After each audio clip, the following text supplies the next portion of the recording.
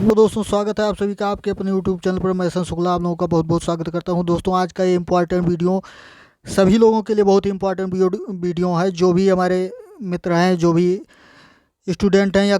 जो भी फ्रेंड्स हैं, वो जो भी आरटीआई फाइल करना चाहते हैं, यानी आरटीआई का मतलब आप समझते हैं कि सूचना का अधिकार जिसे आप कहते हैं। तो जो भी आरटीआई फाइल करना चाहते हैं, यानी किसी का आपने कोई एप्लीकेशन दिया है, कहीं पर कोई रिपोर्ट की है या एप्लीकेशन कहीं किसी अथॉरिटी में दिया है और उस पर अगर कोई कार्रवाई नहीं होती, तो वहाँ पर आप सूचना का अधिकार मांग सकते हैं कि ऐसा क्यों नहीं हुआ, या किसी भी सरकारी कार्य ऑफिस से आप सरकारी कार्यालय से आप सूचना मांग सकते हैं। तो इसके लिए आरटीआई यानी सूचना का अधिकार जो है, तो आरटीआई कैसे फाइल किया जाता है इसके बारे में यहाँ पर बताया जा रहा है कि आप कैसे उसको लिखेंगे, लेटर किस प्रकार से लिखा जाता है। वैसे बीए फर्स्ट ईयर वाले जो स्टूडेंट हैं वो इस वीडियो को ज़रूर देखें, उनके कोर्स में ये आपका है, आपके कोर्स में है। अगर जिनका एग्ज़ाम नहीं हुआ है अभी बीए फर्स्ट ईयर वालों का, या और लिखित परीक्षा होनी है, वो आरटीआई के संबंध में जान लें। बहुत ही इंपॉर्टेंट क्वेश्चन होगा आपके लिए, आपके एग्ज़ाम की दृष्टि से बहुत ही महत्वपूर्ण होगा। और जो भी हमारे स्टूडेंट या फ्रेंड जो भी इस चैनल पर नए हैं, फटाफट आप चैनल को सब्सक्राइब करके बेल आइकन प्रेस कर दीजिए, ताकि आपके एग्ज़ाम से आपके कोर्स से रिलेटेड जो भी वीडियो हो उसकी नोटिफिकेशन आपको मिलती रहे। तो आइए शुरू करते हैं और देखते हैं कि किस प्रकार से आरटीआई फाइल किया जाता है। देखिए यहाँ पर लिखा हुआ है प्रोसेस, यानी how to file an RTI application, यानी आरटीआई एप्लीकेशन सूचना का अधिकार एप्लीकेशन जो है, आप कैसे उसको फाइल करेंगे, कैसे उसको दर्ज करेंगे। तो देखिए आंसर में देखिए कि RTI application for complaint status, यानी जो कंप्लेंट स्टेटस चेक करने के लिए जो आरटीआई फाइल किया जाता है एप्लीकेशन, उसके बारे में यहाँ बताया गया है। ग्रीवेंस रिड्रेसल लेटर्स, और आगे देखिए कि कब ये किया जाता है। Whenever you complaint or grievance is not addressed by the concern office like municipality, electricity board, BSNL, MTNL, university or any such other public authority within reasonable time से 10 to 20 days you can file RTI application with the public information officer of that public authority and seek following information। जी हाँ, कब यानी हो Enver जब कभी your complaint or grievance, यानी आपकी शिकायत जो भी हो, वो अगर is not address by the concern office, यानी जिस ऑफिस में आपने शिकायत की है उसके द्वारा संज्ञान में नहीं लिया जाता, जैसे कि म्यूनसिपलिटी हो गई यानी नगर पालिका, इलेक्ट्रिसिटी यानी विद्युत विभाग जो विद्युत बोर्ड है, बीएसएनएल, एमटीएनएल आप जानते हैं, और यूनिवर्सिटी यानी विश्वविद्यालय, अथवा any such other public authority, या किसी भी अन्य मतलब पब्लिक अथॉरिटी में, या जो जन कार्यालय हैं, लोक कार्यालय हैं, आधिकारिक क्षेत्र हैं, उनमें क्या करते हैं कि जब आप कोई कंप्लेंट करते हैं और उस पर कार्रवाई नहीं की जाती विद इन रीजनेबल टाइम, यानी जो समयावधि दी गई है, यानी निश्चित समयावधि के बीच में, जैसे 10 to 20 डेज यानी 10-20 दिन में, you can file RTI application. तो आप क्या कर सकते हैं कि आरटीआई एप्लीकेशन फाइल कर सकते हैं विद पब्लिक इन्फॉर्मेशन ऑफिसर, यानी जो पब्लिक इन्फॉर्मेशन ऑफिसर रहेगा आप दैट पब्लिक अथॉरिटी, यानी उस पब्लिक अथॉरिटी से रिलेटेड, यानी चाहे इलेक्ट्रिसिटी बोर्ड हो, बीएसएनएल हो, एमटीएनएल हो, कोई भी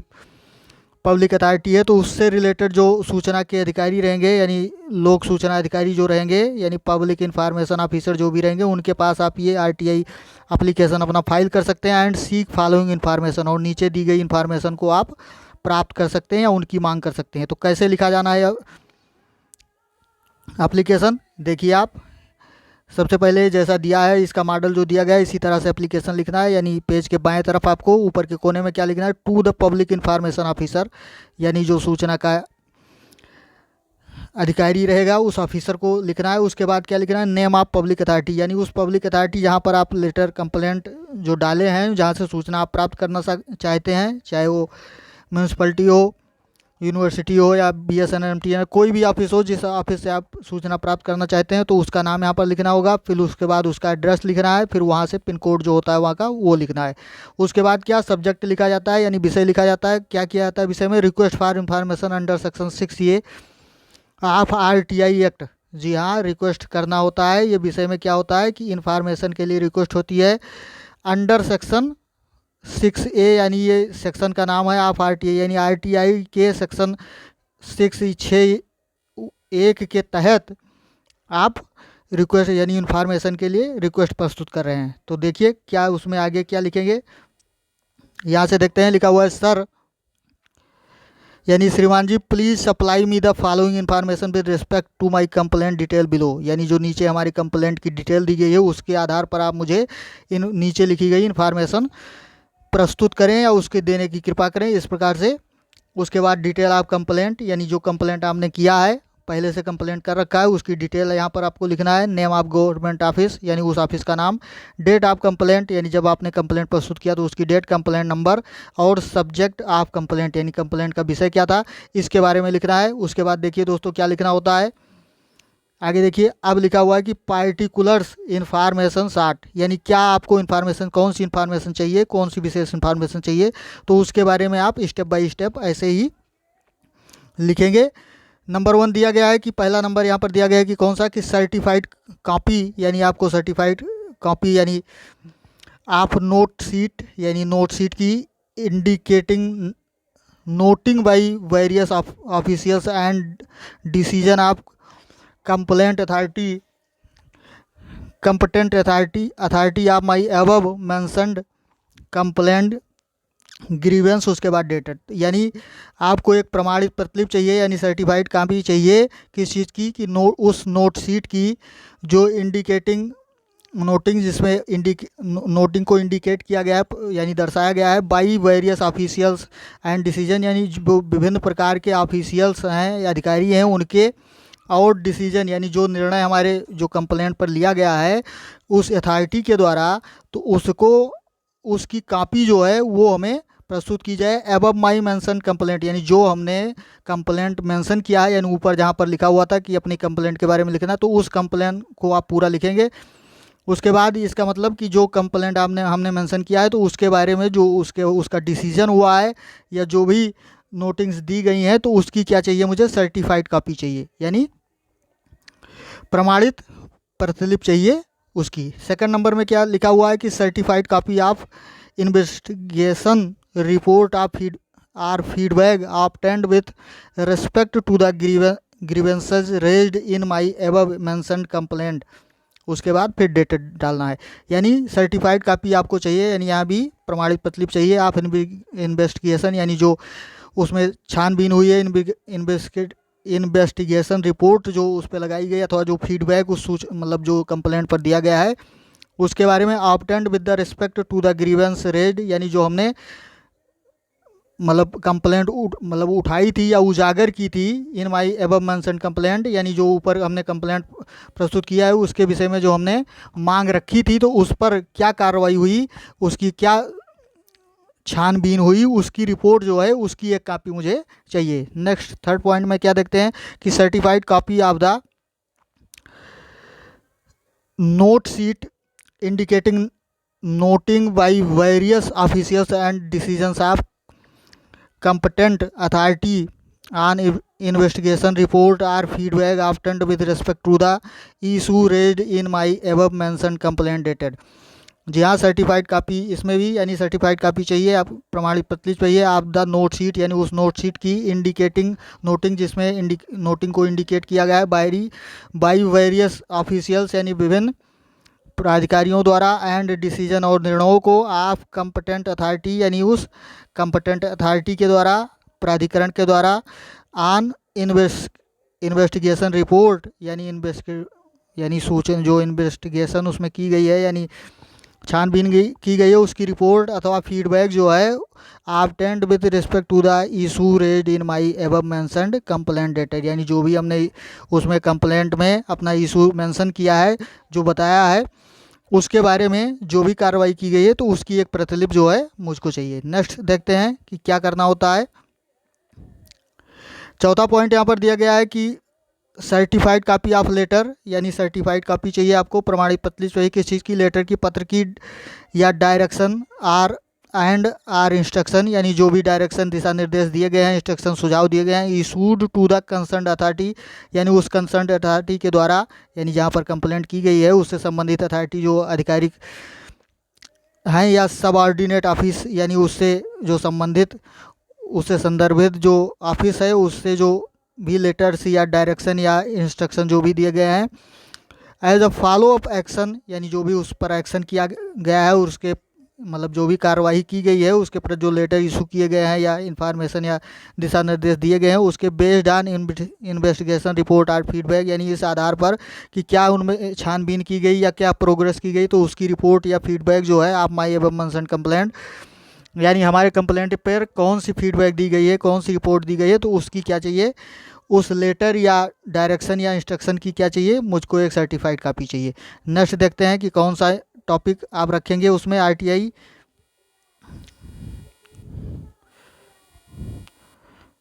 5 नंबर देखते हैं क्या लिखा हुआ है कि in case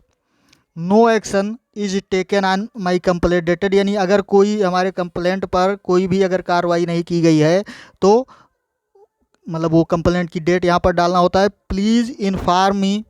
the name of officer, यानी कृपया मुझे ऑफिसर का नेम जो है उसके बारे में बताइए। एंड स्टाफ रिस्पॉन्सिबल, और जो भी स्टाफ उसके लिए रिस्पॉन्सिबल हैं, जिम्मेदार हैं, उनको बताइए। But fail to take action on my above mentioned complaint, यदि वो हमारे जो कंप्लेंट हमने मेंशन की है, जिस कंप्लेंट के बारे में हमने बताया, तो अगर उस कंप्लेंट पर कोई कार्रवाई नहीं हुई है तो उससे रिलेटेड जो अधिकारी हैं, यानी जिन्होंने उस पर कार्रवाई नहीं की, जिनको करना था, तो उनका नाम और उनसे रिलेटेड जानकारी मुझको प्रस्तुत करिए। नेक्स्ट देखते हैं 6 नंबर क्या है इसमें इम्पोर्टेंट, कि आप क्या मांग कर सकते हैं कि certified copy of your rules or citizen charter, यानी सर्टिफाइड कॉपी चाहिए आपके, यानी उस जो मतलब अधिकारिक क्षेत्र है या जो भी ऑफिस है उस ऑफिस के रूल और सिटीजन चार्टर यानी नागरिक चार्टर जो है उसके बारे में जो भी नियम है उसके, आर एनी अदर डॉक्यूमेंट अथवा अन्य जो डॉक्यूमेंट हैं उनसे स्टिपुलेटिंग द टाइम फ्रेम, यानी समय सारणी के आधार पर जो भी बनाए निर्मित किए गए हैं, यानी रूल्स रेगुलेशन जो सिटीजन के बनाए गए हैं, इन नंबर ऑफ डेज, यानी जो एक नियमावली है कि इतने दिन के भीतर कार्रवाई की जा सकती है, तो उसके बारे में by which such a complaint matter should have been dealt with and resolve by your public authority, यानी आपके पब्लिक अथॉरिटी के द्वारा जो भी रिसॉल्व जो भी सोल्यूशन दिया गया है उस कंप्लेंट या उस मैटर के बारे में, ये इस चीज़ की मुझे क्या चाहिए, यानी जो भी नियम सिटीजन के लिए जो भी नियम कानून बनाए गए हैं कि किस तरह से कार्रवाई की जाती है, तो उसके बारे में एक सर्टिफाइड कॉपी, एक प्रमाणित प्रतिलिपि मुझे चाहिए। उसके बाद जब आपकी सारी मांग जो है, यानी क्या क्या आप सूचना जो मांग रहे हैं, यानी आरटीआई फाइल करते हैं जब आप, यानी सूचना का अधिकार, तो कौन कौन से आपने मांग रखी है, ये सारी कार्रवाई पूरी हो जाती है, तो लास्ट में क्या लिखना होता है कि I am affixing Arrestan court fee stamp on this application towards RTI application fee, or I am attaining IPO for Arrestan payable to the accounts officer। अब देख लीजिए इसका अर्थ कि आई एम affixing मैंने मतलब लगा दिया है या उसमें रख दी, क्या किया है कि क्या चीज़ कि आरेस्टन कोर्ट फी स्टाम्प, यानी 10 रुपये का जो कोर्ट की फीस का स्टाम्प है, यानी 10, यानी आप जाने रहिए कि छोटे क्वेश्चन में ये आ सकता है कि आरटीआई के लिए कितने रुपए का एप्लीकेशन डालना होता है, तो आपने जाने रहिए कि 10 रुपये का जो है स्टाम्प पेपर आरटीआई के लिए लगना होता है, तो वो 10 रुपये का स्टाम्प हमने लगा दिया है टूवर्ड्स आरटीआई एप्लीकेशन फ़ी, यानी एप्लीकेशन फ़ी जो आरटीआई की है 10 रुपये उसको, अथवा आई एम अटैचिंग, या हमने आईपीओ 10 रुपये का आईपीओ जो है उसको लगा दिया है payable to the accounts officer, यानी जो लेखा अधिकारी हैं अकाउंट्स ऑफिसर हैं उनके प्रति वो देय होगा, यानी उनको प्राप्त किया जा सकेगा। तो पेबल एट, यानी यहाँ पर उस जगह का नाम लिख सकते हैं कि जहाँ पर वो पेबल होगा टूवर्ड्स आरटीआई एप्लीकेशन फ़ी, यानी एप्लीकेशन फ़ी के लिए। फिर check application format and made mode of payment of RTI application, यानी एप्लीकेशन फॉर्मेट को आप चेक कर लीजिए, उसके प्रारूप को आप चेक कर लीजिए, और मोड ऑफ पेमेंट जो है यानी पैसा मिलने का जो मोड ऑफ पेमेंट होता है आप आरटीआई एप्लीकेशन, इस आरटीआई एप्लीकेशन के लिए, तो उसको भी आप चेक कर सकते हैं। फी फ्राम स्टेट आरटीआई रूल्स, यानी आरटीआई रूल्स जो राज्य का आरटीआई रूल्स है उसके आधार पर जो फीस है उसके बारे में आप चेक कर लीजिए। Rules as application to the public authority, यानी किसी पब्लिक अथॉरिटी को एप्लीकेशन देने के लिए जो पेमेंट का रूल होता है उसको आप चेक कर सकते हैं। लास्ट में क्या लिखना होता है दोस्तों कि प्लीज़, यहाँ से देखिए फिर से एक बार,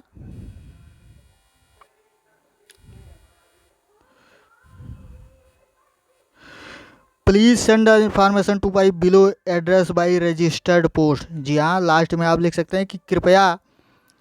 कृपया मुझे क्या करिए, इन्फॉर्मेशन भेजिए टू माई बिलो एड्रेस, यानी नीचे दिए गए एड्रेस पर बाई रजिस्टर्ड पोर्ट यानी रजिस्टर पोस्ट के द्वारा आप ये इन्फॉर्मेशन मुझे नीचे लिखे एड्रेस पर भेजिए। यानी लास्ट में आप यहाँ लिखेंगे योर फेथफुली यानी बहुदिए जिसको आप कहते हैं, उसके बाद अपना सिग्नेचर, नाम और अपना एड्रेस और तारीख, यानी ये चीज़ें क्या करनी होती है, आपको डालनी होती हैं। तो इस प्रकार आप आरटीआई फाइल कर सकते हैं, यानी ये आरटीआई एप्लीकेशन आपका क्लियर हो जा रहा है। तो दोस्तों ये बीए फर्स्ट ईयर वालों के लिए इम्पॉर्टेंट है। और उसके बाद सारे लोग जो भी इंग्लिश में आरटीआई एप्लीकेशन लिखना चाहते हो या एप्लीकेशन के बारे में जानना चाहते हैं, ये उन सब के लिए बहुत ही इंपॉर्टेंट होगा। तो आज के वीडियो में दोस्तों इतना ही, मिलते हैं अगले वीडियो में। धन्यवाद, जय हिंद।